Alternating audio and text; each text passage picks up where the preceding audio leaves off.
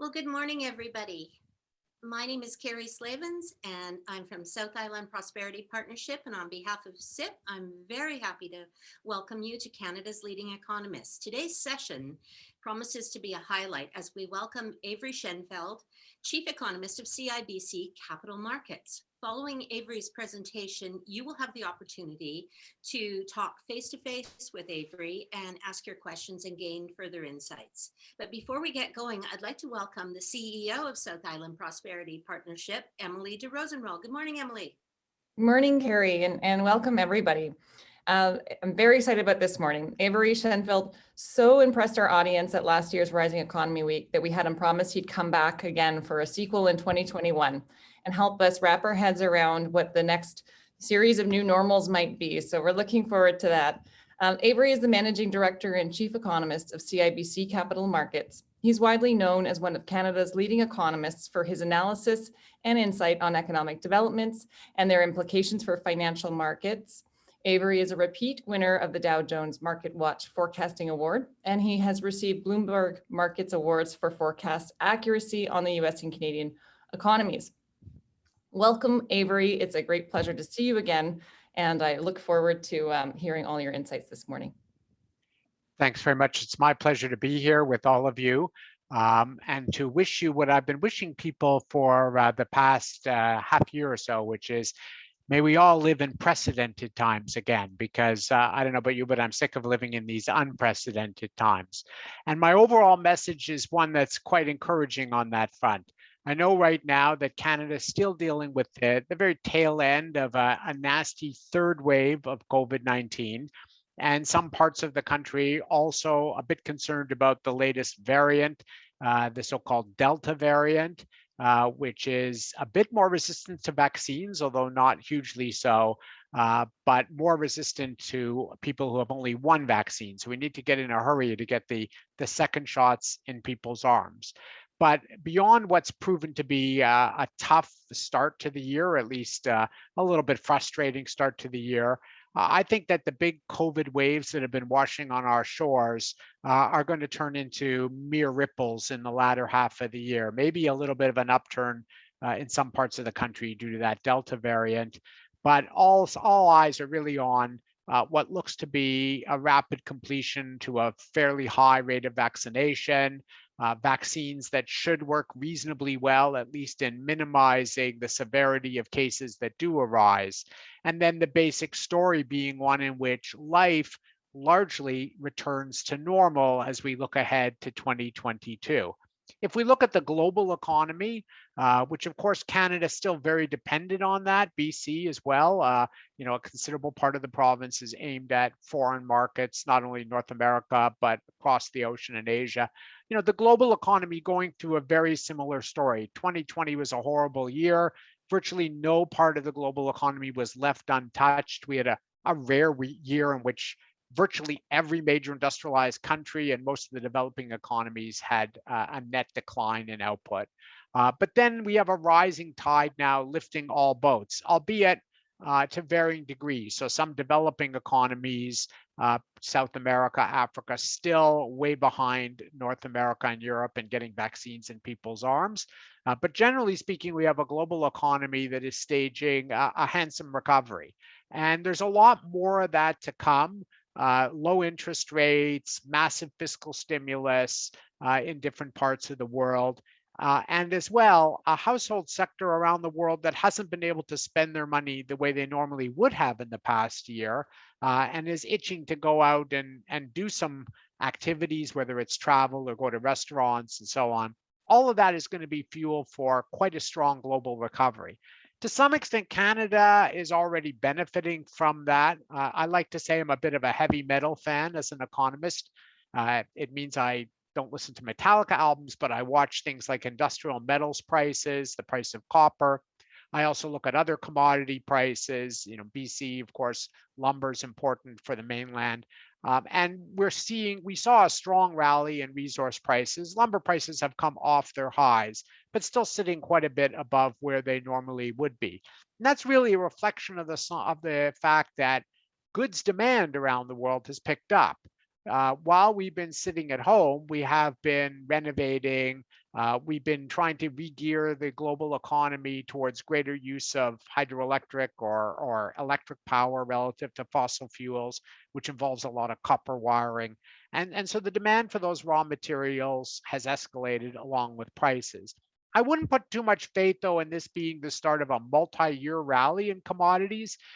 Historically, there really was only one long rally in commodities, and that was when China was in the process of rapid industrialization in the early part of this century. Otherwise, commodity prices tend to elevate for a couple of years, then give back a lot of the gains as supply picks up and responds. But nevertheless, we're going to enjoy it while it lasts. I think the real story for the global economy is going to be more on the service side, reopening activity around the world and getting life back to normal for households, and then for all the businesses that serve that household sector.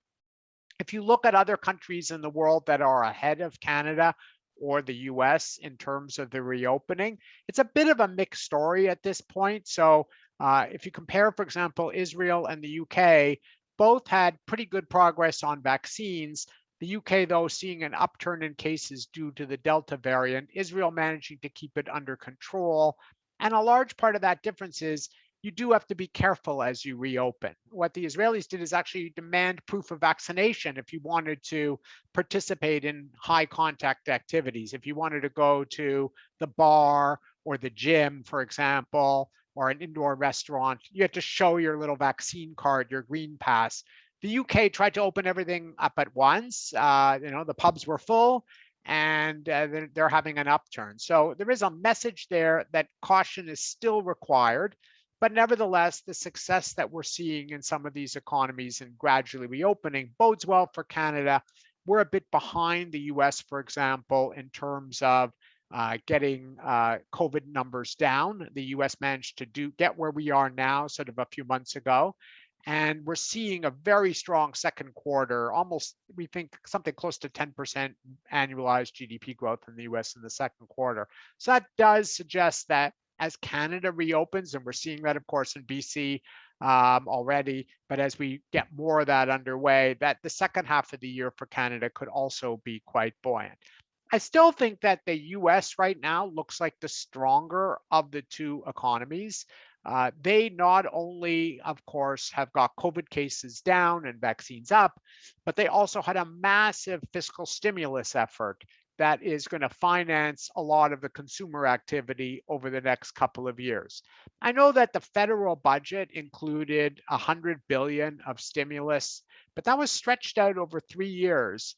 And as a share of GDP, that really still paled in comparison to the roughly $3 trillion in stimulus that was delivered by the Trump administration in its waning days and the Biden administration early in its mandate. That's equivalent to something on the order of 15% of US GDP. So that's a lot of added spending power, in addition to the fact that Americans, like Canadians, those who were continued to be employed during the pandemic, have saved a lot of their money because they haven't traveled, they haven't gone to concerts, to restaurants, and that additional pileup of savings either has let them pay down debt, so they're a little better shape there, or it's simply sitting in their bank accounts waiting to spend again as the economy opens up. So we have a lot of comfort with a view that the US economy is really going to rock and roll, seeing a year of somewhere between 6.5% and 7% GDP growth this year. Those are big numbers. Again, a year of more than 4% growth next year. That's going to position the US economy pretty close to full employment by very early next year. What that does mean, though, is that, and we saw us hinted this yesterday from the Federal Reserve, is that even though the current inflation pop we're seeing now in the US is a very temporary situation, it's really owes nothing more than the fact that prices were very low a year ago. So they look like they've gone up a lot on a one-year basis. They're not really that much higher than they were 2 years ago. And as well, there's a problem, and we're seeing this in Canada as well. When you try to restart the global economy all at once, it's kind of like a car sitting on your driveway. that you haven't driven for a while, the engine tends to sputter a bit first before it gets going. And that sputtering is really here in the form of the fact that while people are going out and trying to buy things or build things, the materials, the supplies, the manufactured goods that they're looking for are simply not yet available. We've had problems in, for example, supplying chips to automakers or other technology manufacturers. We've had problems at ports getting goods delivered because there have been COVID incidences. There was an earlier issue in the Suez Canal.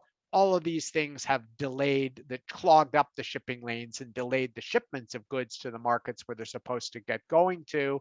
And then, on top of that, we had strikes in the mining industry and so on. So there's some reasons why inflation looks high now, but it's very temporary.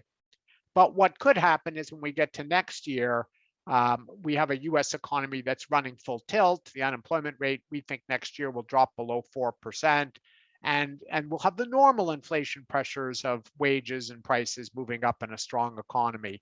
And that is going to mean that the US central bank has to start interest rate hikes as early as the second half of 2022. So we are going to be dealing with somewhat higher interest rates globally. And that will ripple into Canadian bond yields as well. So both governments and corporates that do have financing to do, I would say do more of it now, lock more of it in long term, because even long-term borrowing costs, 10-year interest rates could be a full percent higher a few years down the road than they are now. But Canada certainly benefits from the fact that we have a stronger US economy. Now, it's not all open season on that US market. We've replaced the protectionism that was evident in the Trump administration, which is protectionism of a different flavor in the Biden administration. So the softwood lumber issues haven't completely gone away. The US is looking at Buy America provisions for its infrastructure spending. So if Biden does get a big infrastructure program through, there might be an effort to shut Canadians out of that. And that could include Canadian services firms, technology firms that want to do some of the work on that, engineering firms. So that could be an issue for Canada that still remains. And right now, of course, we're still dealing with semi-closed or partially closed border, which is going to impact tourism for a while. And on that front, I would note that there's a couple of issues there. America's vaccine rate may not quite get up as high as Canada's. And if we require proof of vaccination, that will keep some tourists out, perhaps on a longer basis than we would like. As well, Americans are looking at changing some of the provisions that affect cruise lines, which now actually pay a big tax if they don't stop at a foreign port. They're looking at, if they obviously gave relief to that when we basically said don't come, but now they're looking at making that permanent, which does have some implications if that happens for the flow of those cruise ships to ports in BC. I think that I wouldn't understand why they would just use that as the only reason why they stopped. I certainly think that Victoria, for example, is a lovely place. If I was on a cruise boat, I would not want to just go by it. I would want to get off the boat and visit. And hopefully, with good marketing, even if there isn't a direct cash incentive for the cruise line, we can convince them to come still. But there are some issues and others with that US expansion, but nevertheless, always good news when the US economy is doing well. And as I said, Canada may only be a bit behind.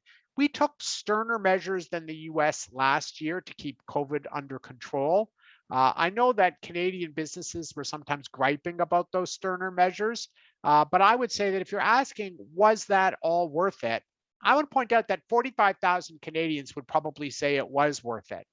And that's because there are 45,000 more Canadians alive today than would have been alive had we had the same per capita death rate from COVID that the US did. So yes, we took a tougher line last year and it showed up in a weaker economy than the US had.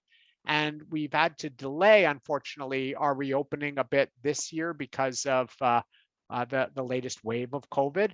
But we've saved a lot of lives in the process. And I, for one, think that was worth it. Maybe we just needed to be a little more generous in some cases in terms of compensating businesses that, for the good of us all, really had to be kept closed for longer than they would have liked. But soon we expect that to be mostly water under the bridge, and the same sort of upsurge in demand that we're seeing in the US economy should be visiting Canada. Like Americans, the Canadians who were employed during this pandemic, and remember, the vast majority of Canadians did not lose their jobs, maybe for a month or two, but the unemployment rate, when it's below 10%, we're in the 8.3%, I think is the last number. It means that 90% of us who want a job are still working. And more of those people were actually in higher wage sectors. A lot of the job losses were in hospitality, tourism, the wait staff at restaurants, the people cleaning the rooms in the hotels. Those tend to be on average lower paid positions. And we did compensate Canadians who lost their jobs fairly generously. The result of that is that incomes held up fairly well, much better than household spending. And again, we've piled up a lot of savings. Canadians' personal bank accounts, for example, are up more than 20% from where they were prior to the pandemic. And that really is money sitting on the sidelines. And we suspect that a fair bit of that will either go into consumption or at least allow Canadians to feel comfortable spending a higher proportion of their new income than they normally would. Where we're going to see that is in the parts of the economy that actually have done the worst. So when you split up the parts of the economy that actually depend on what households buy, some parts have boomed. There's been no shortage, as you know, in home renovation. When you're stuck in your house, it looks attractive to maybe fix it up a bit. There's been no shortage of Amazon trucks coming down our streets filled with stuff that we needed in those houses, desk chairs for the kids and so on, another personal computer because everyone's online. So the good side of the economy has actually done very well. The technology companies, some of them have benefited a lot from the fact that businesses had to rush to re-engineer themselves to deal with COVID in a sense of having their workers at home, dealing with their customers remotely. So there was certainly a lot of demand for the kinds of technology, both the hardware and software, to enable that process to take place. So parts of the economy boomed. The parts that didn't do well, it wasn't a recession. It was pretty much a depression. In other words, it was the kind of crash in some parts of the economy that you would never see in even a normal and severe recession. And you can take airlines, restaurants, hotels, gyms, all of the high touch services really suffered the most. And they have now the most room to come back. And so we do expect that for the most part, life will return to the way it looked pre-COVID. There are some exceptions here, though, and I think we want to look a little bit at a crystal ball to say, are we facing a whole new world? Will, as some people say, the world never be the same again? Or are there parts of the economy that will feel like that? Or is most of the economy coming back? I would say that for the most part, we're going to go back to life as we knew it at some point in 2022. But there are some differences. One is that while, for example, online retailing will not retain the share that it had during the pandemic, it will likely retain some of the share it gained, which means that brick and mortar stores are going to have to be at least a hybrid model where they have a good online platform in order to serve the customers that want to be served that way. In terms of an optimism, though, that a lot of traffic will come back to stores, we can actually see that already happening in the US. And we saw it earlier in New Zealand, Australia, when they pretty much got rid of COVID last year. So I would encourage retailers in the sense that life will come back. As far as tourism, if you look at domestic airline bookings in the US, they've come roaring back. So personal travel was growing as a share of household incomes prior to the pandemic. And my view is we're going to see a full comeback as all the restrictions are dropped over the next few years. And in fact, by 2023, 2024, we're probably looking at new highs in the pace of global tourist activity. Business travel, though, a little more of a challenge. Will every conference take place? I think business conferences are a necessity and will happen. People do want to meet their clients face to face. But meetings, intra-company meetings, probably we've gotten used to technology as an alternative to flying everyone in your company to a single location. So I do believe it'll be a slower restart to that. And that does, of course, affect hotels that are more catered to the business traveler relative to the tourist. So there's a little bit of permanent change there. I think that technology adoption in banking, for example, my own sector, online banking was, of course, growing before the pandemic, but the little old man who liked to go into the branch has had to learn to, maybe his kids probably taught him how to bank online, and will probably retain some of that habit now that they've learned how to do it. So again, bank branches, maybe a little fewer of that. And you can think in terms of your own sector, what that's going to look like. The BC tourist sector, BC has one of the highest shares of GDP in tourism. So that's been bad news during the pandemic, but should be very good news in terms of the pace of recovery over the next few years, more ground to make up. There is a legacy as well for governments. Canadian governments, I think, did the right thing for the most part, which is allow deficits to soar in tough times.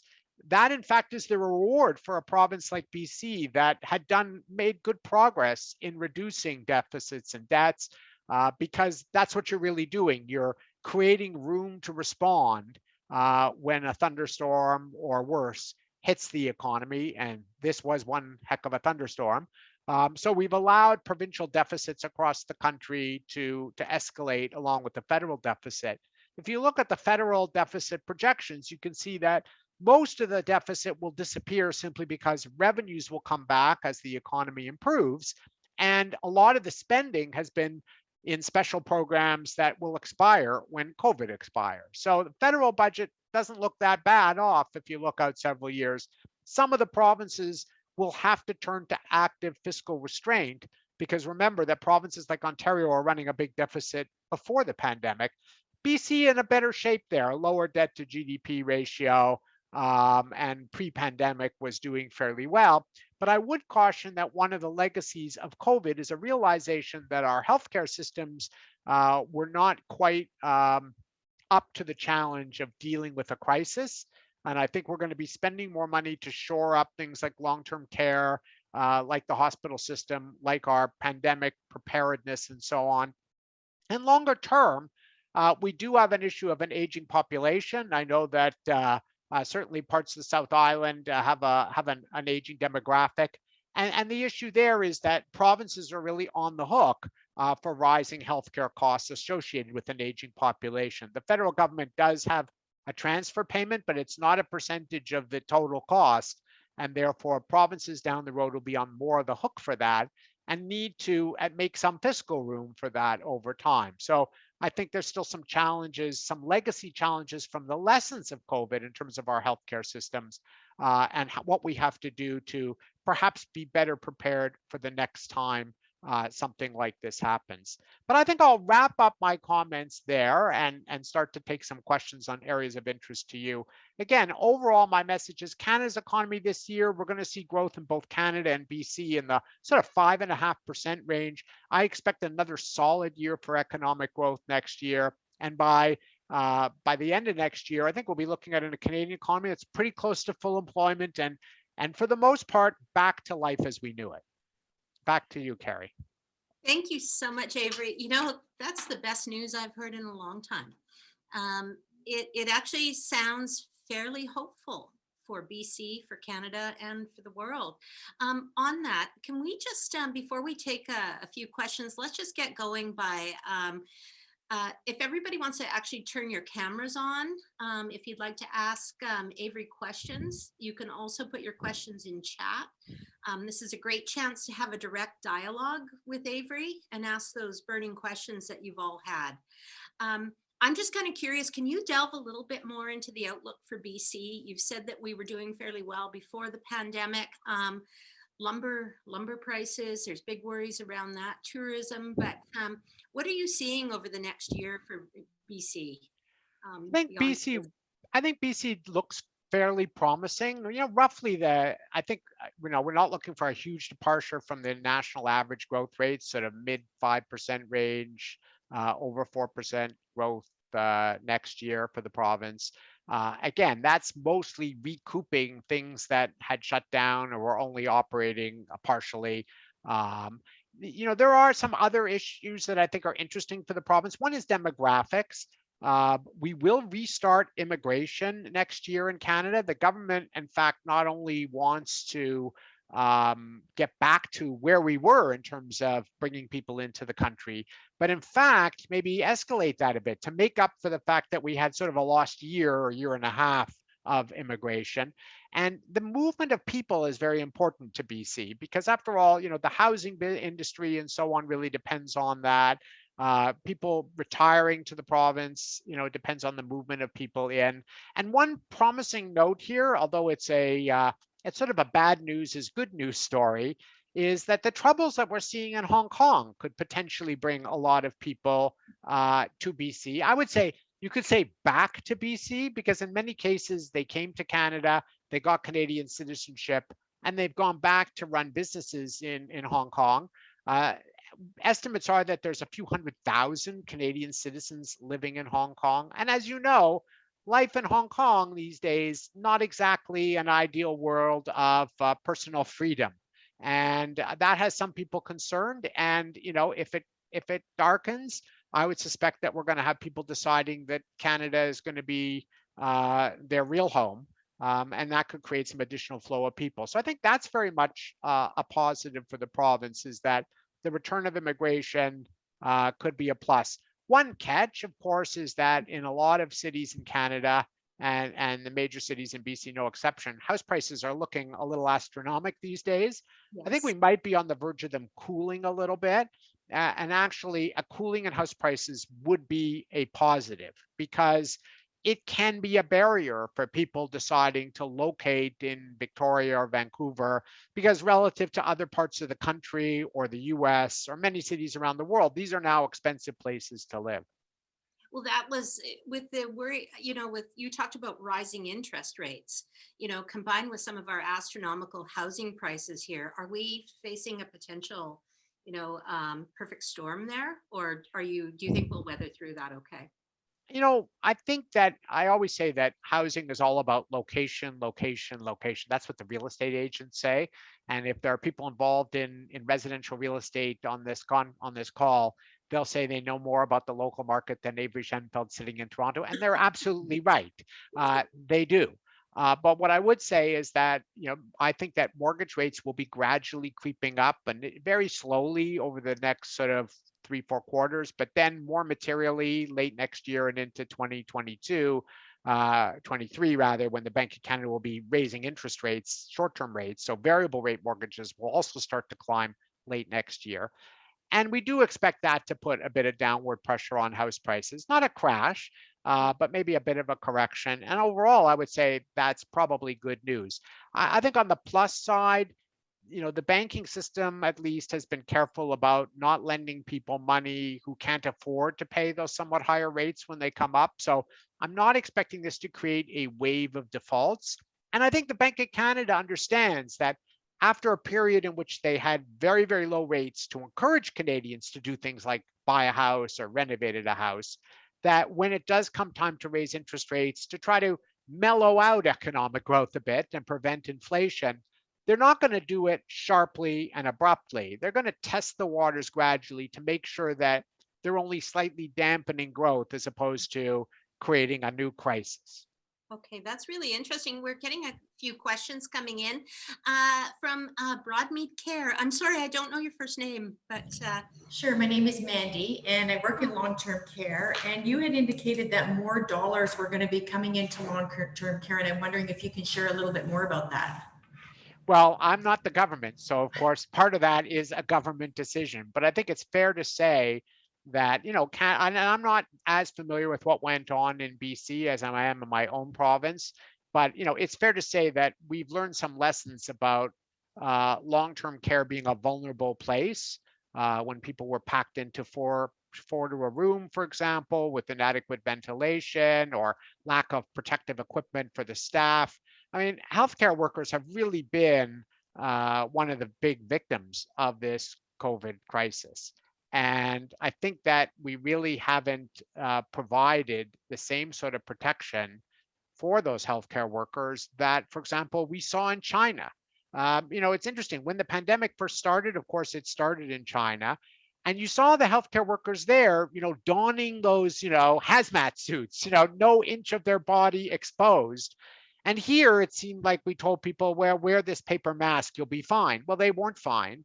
So I think there's going to be demands, in other words, that we make sure at least that we're inspecting these facilities, making sure that their protection against infection is up to the global standards. And in general, I think that even the consumers of these services, whether it's grandpa himself or grandpa's kids who are thinking of where he should go, are going to insist on taking a close look at how safe those facilities are.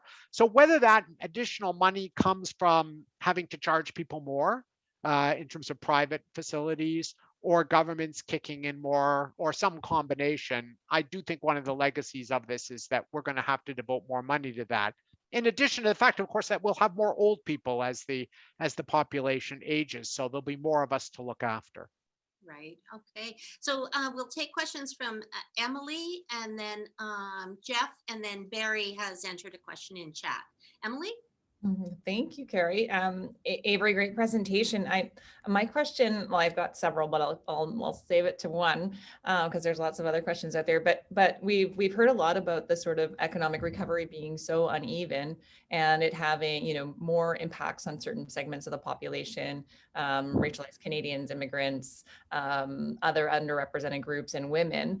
And I'm curious, those sort of setbacks can be really long term. You think about the achievement gaps with students, and how long that people have done studies where they've traced how long people actually live with those sort of setbacks.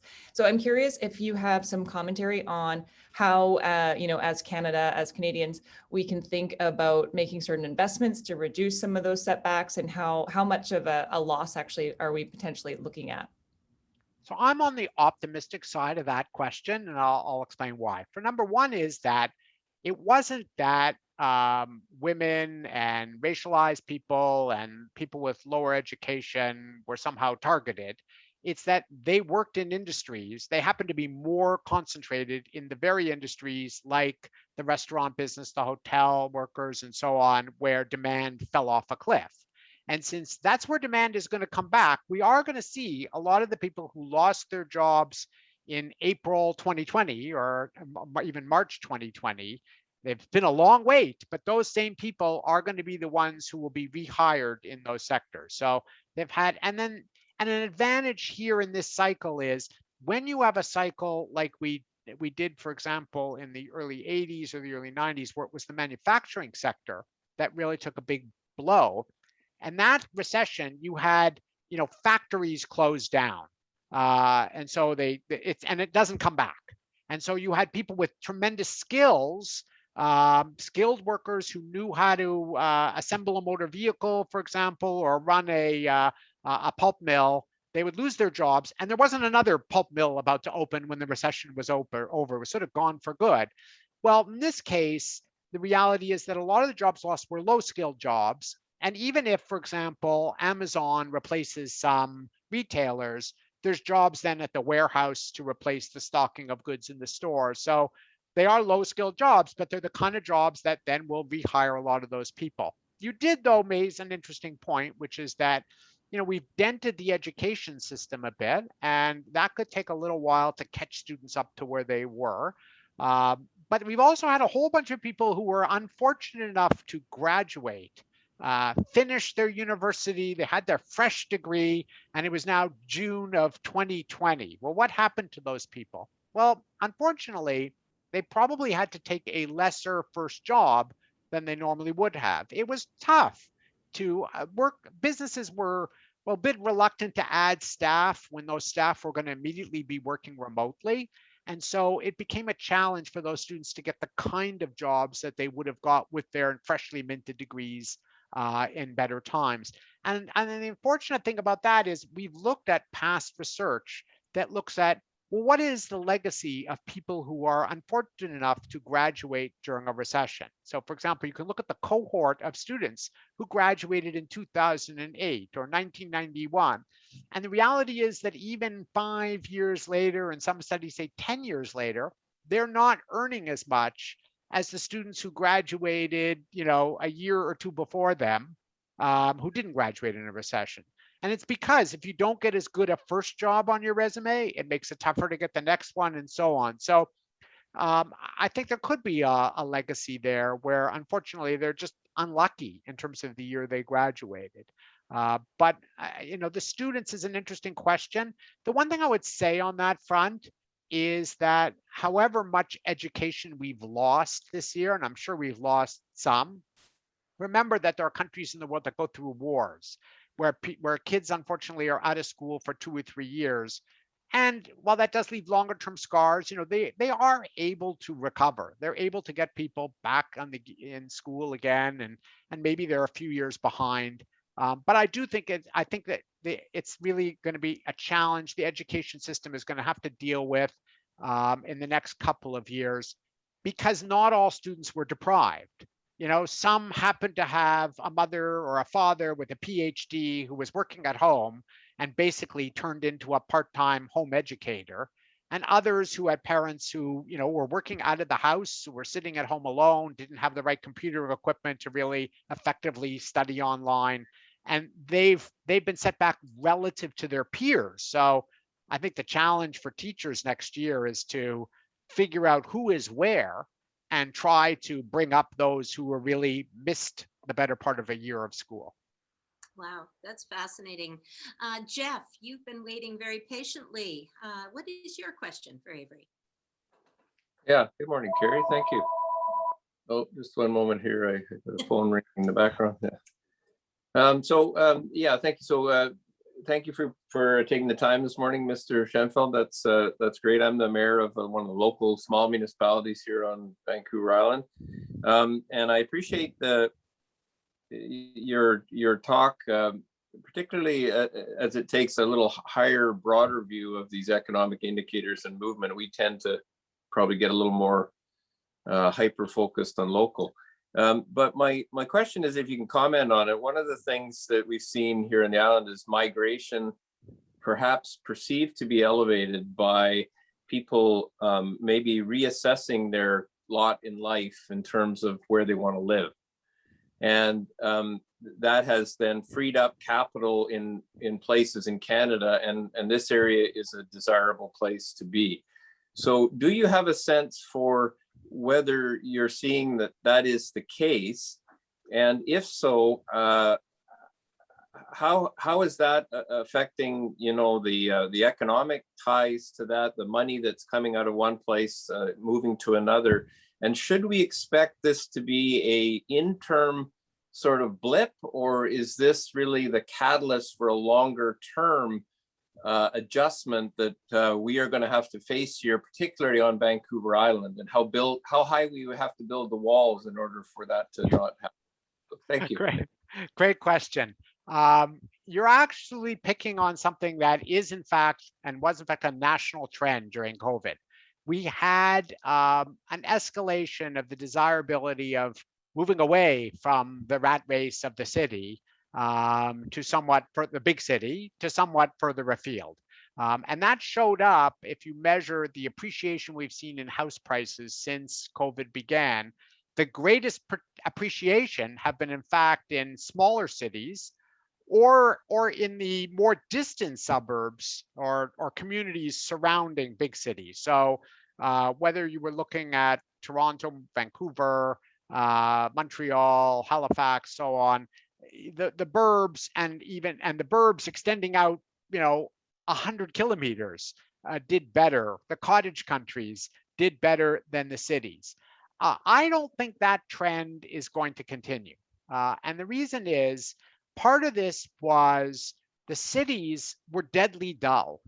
There was nothing to do in downtown Vancouver. So paying a lot of money to live in downtown Vancouver didn't seem to be that desirable suddenly, or at least you couldn't see why you liked it in the first place.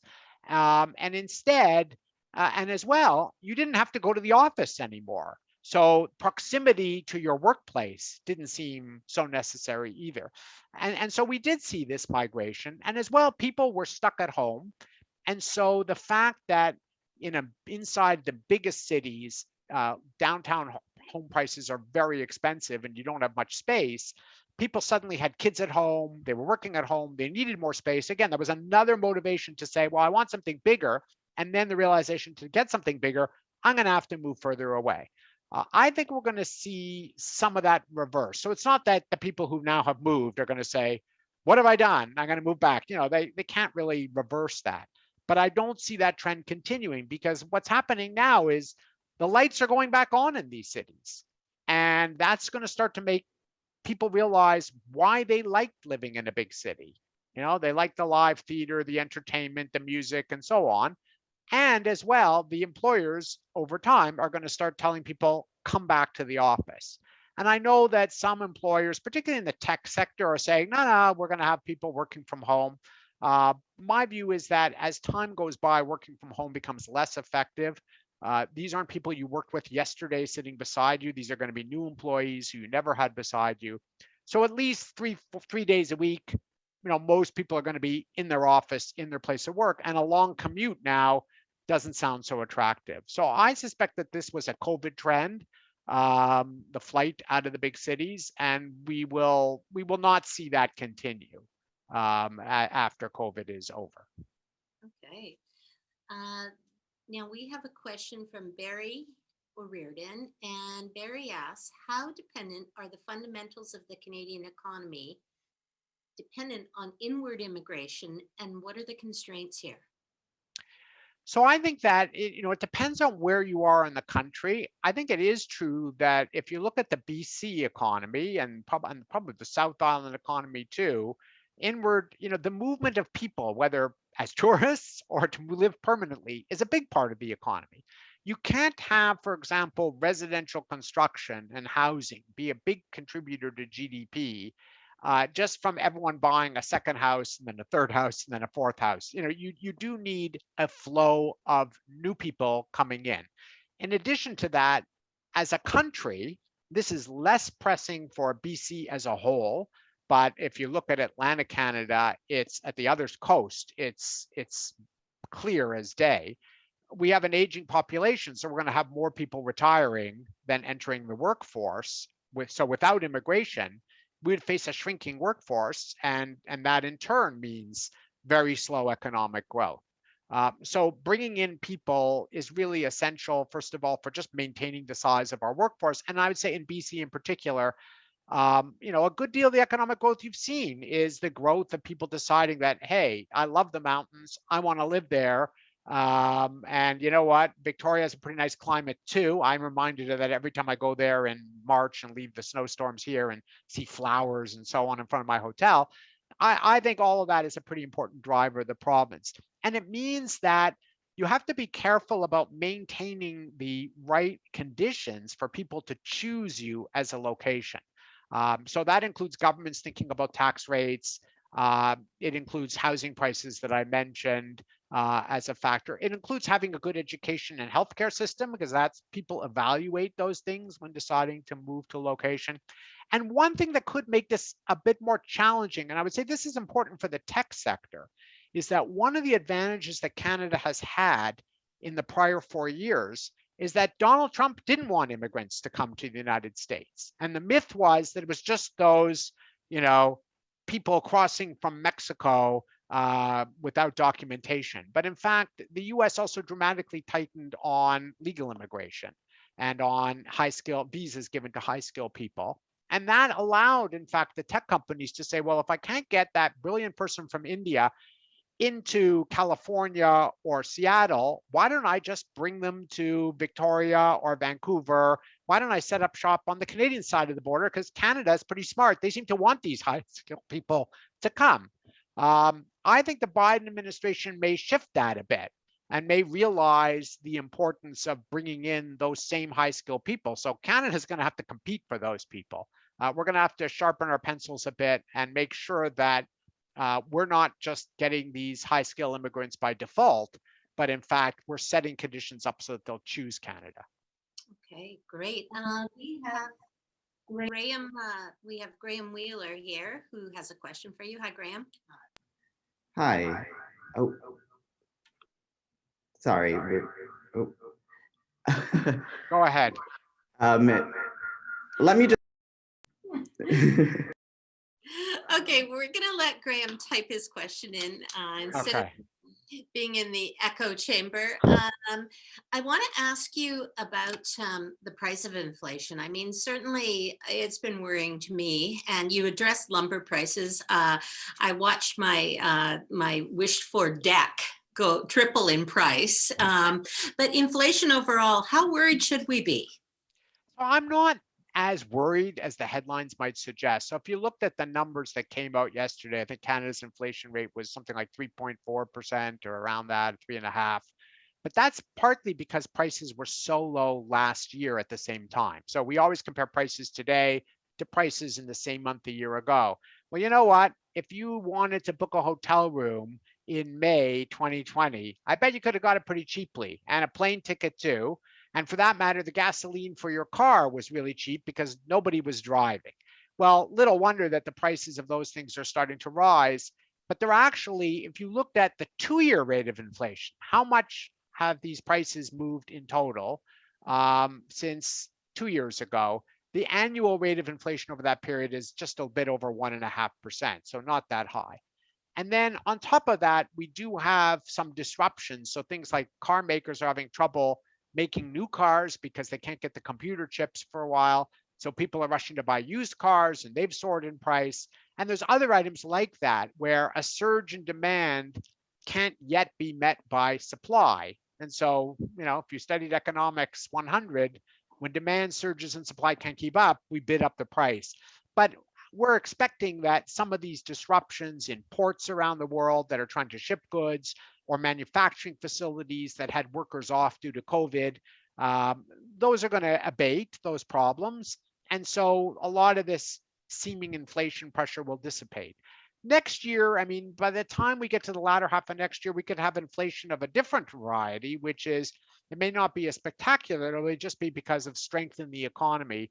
And, we could see again a period where inflation's more like 2.5% or maybe a little higher. And that's really when the Bank of Canada has to do its job. It has to start raising interest rates to kind of cool the economy a bit in 2023. But as long as they do that, and they're already saying they will when the time comes, we shouldn't end up with a multi-year inflation problem. Well, you mentioned the auto sector. I'm kind of curious because BC has been a big fan of the electric vehicle and the rise of the electric vehicle. How much disruption do you expect to see in the auto industry here? So I think that it is it's certainly, if I looked by 2050, there'll be a lot of electric vehicles. But regular cars are not going away that quickly either. The last I looked, the share of all electric vehicles as opposed to hybrids was, less than 10%. It was 3 or 4%. Partly because, Teslas are pretty expensive. Now, we are getting newer models coming out. I think for Canadians, because some of the distances involved in Canada, the ability of those vehicles to go a little further on a charge, particularly in the winter, because I don't know if you noticed this, but batteries drain out pretty quickly in the cold weather. So there are some barriers to this, but nevertheless, it's going to be a trend. Canada's going to participate in that trend. So a plant in Ontario, in fact, is now going to be devoted to making electric trucks and some vans. So I think that we will benefit, but we'll also have some challenges in sectors where, for example, they were making parts that simply aren't necessary if you're not using an internal combustion engine. So it's a transition with winners and losers for Canada. Okay, great. And now we have Graham has actually taken the time to type his question in. Thanks, Graham. So he asks, there's been a discussion happening in the States, and I would guess globally, expressing that businesses are having trouble hiring workers, especially in large companies such as Starbucks, Dunkin' Donuts, Walmart, etc., mostly due to the lack of appropriate compensation or proper health and safety concerns. Do you think this is indicative of a larger change in employee behavior, or do you think this is just a small blip on the overall picture? So good question. And that is indeed happening. Businesses, we have a record number of vacant jobs. In other words, jobs that are where businesses are trying to recruit, but in the last couple of, and this has really risen in the last couple of months, and they have not been able to fill them. There's multiple reasons why that's happening, some temporary, some a little more lasting. On the temporary side, remember that the typical American household just got a huge check with Joe Biden's name on it. And not that much before that, they got a huge check with Donald Trump's name on it. And so they can afford to be a little pickier about which job they accept. They don't have to take the first job on offer. And we've also had elevated unemployment benefits for good reason, because many people couldn't get work. But some of those are still around, and the pay rate on these jobs doesn't look so hot relative to just staying on unemployment. Those unemployment benefits are now being cut off in some states and will end nationally by September. We'll also have new graduates coming out this summer and summer students who won't be getting benefits and therefore should be eager to take jobs. And as you mentioned, I think COVID is still a concern. COVID is still out there in the United States, in spite of the pictures you see on TV of people walking around with no masks and so on. There's still people getting sick, and the temptation to decide that I don't want to bring home an illness to my family, so I'm not going to take that job. I think that's still a factor. But again, we're expecting COVID case counts to be lower 6 months from now than they are now. So some of this will go away. But a little piece of it, I think, is going to show up in wages. And in fact, the McDonald's of the US economy are starting to pay a little more. I think one legacy of COVID is that it might take a little bit more in terms of fattening up that paycheck a bit. And American minimum wages were extremely low compared to what we have in Canada. So some of these paychecks were very, very skimpy. And you know what? If you really need the workers, you'll have to pay up. And businesses that are trying to reopen in the service sector can't operate without the workers. So I think somewhat better pay rates are coming for some of these service sector jobs. In Canada, we didn't. Our extended or elevated unemployment benefits will also come to an end around the same time as the hiring should be ramping up. And we did a little more subsidizing employers to keep workers on rather than just paying people to be unemployed. So we might not have quite as much trouble as the Americans in getting people back to work. But I, again, do think that in some of the sectors where people were laid off a long time ago, and you can't find the same workers, they've gone off and done something else, some employers are going to have to pay a little more. Right. Okay. We have a question from Councillor Terry O'Keefe from the beautiful town of Sydney. And I think you may have just answered this, but Terry, jump in if you want to ask more. The shortage of workers, is this really such a surprise, she says. We knew this was coming 20 years ago, as we knew the baby boomers would be retiring. So is the shortage of employees more related to that? If that's the case, will employers have to up their game to provide better wages and benefits? Is there anything you want to add to that, Avery? There's been a little bit of that in the US numbers where retirements went up a little more than normal. So some people just said, heck, I lost that job, and you know what, screw it, I'm done, right? I'll take early retirement and not coming back. But for the most part, it's just steady as she goes there. It's really this demographic story is a slow moving boat. So I don't think the current situation really is that's a big part of it. Because we're only 1 year older than we were a year ago. That's the way the numbers work. And so we haven't had a sudden rush of retirements. And remember that the unemployment rate in Canada, for example, I think we're still above 8%, and we should be able to get down to the mid 5% range. So a lot of the missing workers are people who, when surveyed, say that they do want to work because that's what you have to say in order to be counted as unemployed. If you say you've retired, you're not counted as unemployed. So I don't think that's a big part of the story here. And I think we can therefore do a lot better in terms of employment gains as the pandemic fades away. Nevertheless, the question is accurate that longer term, we do have a demographic issue. And that's why I was talking earlier about immigration still being, and this is a national story, and it's worse in Eastern Canada by far than it is in the West as a whole. But we need to bring in people to fill those jobs. Okay, I think we have time for one more question. In the meantime, I have one.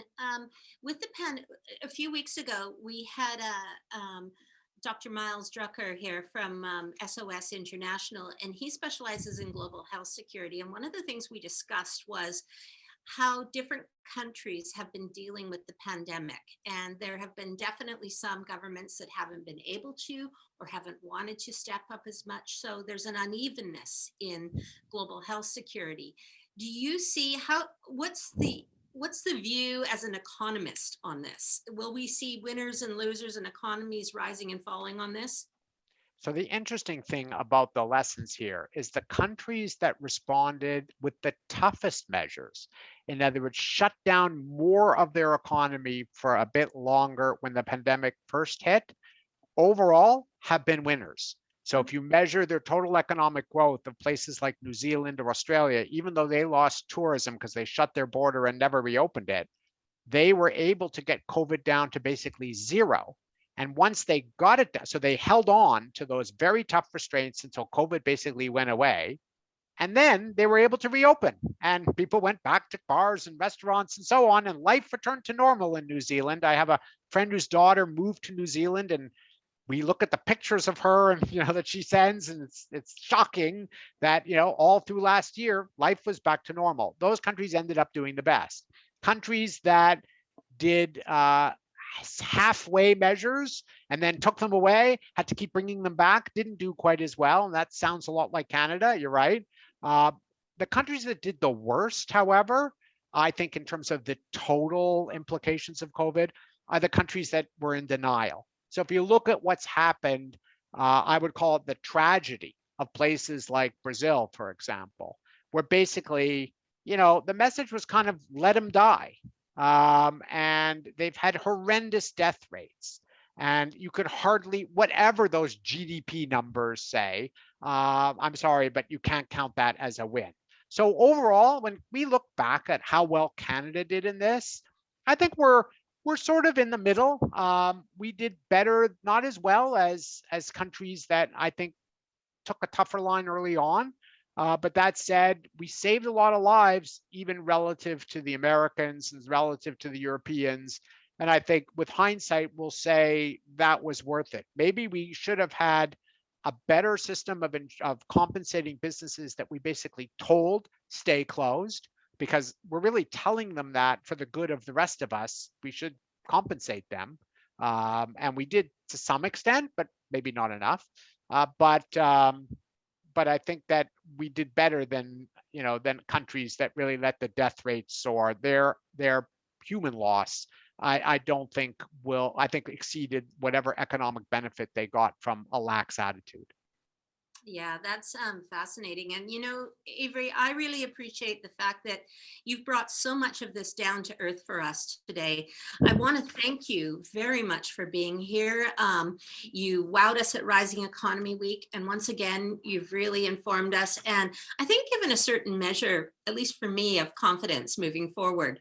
I also want to thank CIBC for making it possible for you to be here. And on behalf of South Island Prosperity Partnership, I want to thank our audience today, and please stay tuned in. We'll be back in the fall with more events.